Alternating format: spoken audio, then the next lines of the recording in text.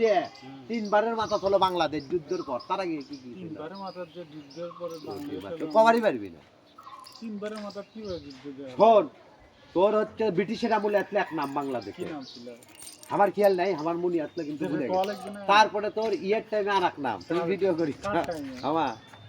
হ্যাঁ, তারপরে তোর আদে পাকিস্তান ইয়ে যে হলো, ভারতের সাথে যোগ ছিল না, ওটা তার এক নাম, যুদ্ধ লেগে হলো, দেশ স্বাধীন হয়ে হলো বাংলাদেশ। বাংলাদেশের নাম হলো আমার নামটা খেয়াল নেই দেখে আমি কর পারছি না। পূর্ব পাকিস্তান আর দক্ষিণ পাকিস্তান ছিল না যখন ভারতের সাথে এক ছিল, হ্যাঁ, তখন নাম ছিল অন্য বাংলাদেশে, তারপর ব্রিটিশের আমলে অন্য ছিল, আমার মনে নাই দেখে আমি কর পারছি না। তারপরে তোর দেশ স্বাধীন হওয়ার পরে দিল হলো বাংলাদেশ দেশ। তুই কে? আমি 100 বছরের জন্য কলেজের পড়বে, তার সাথে আমি কথা বলতাম, আমি বসে সাগর। তুই তো তোর তোর কোন জন্ম দেশ সঙ্গে 2-4টা তোর বলো ওটি কথাবার্তা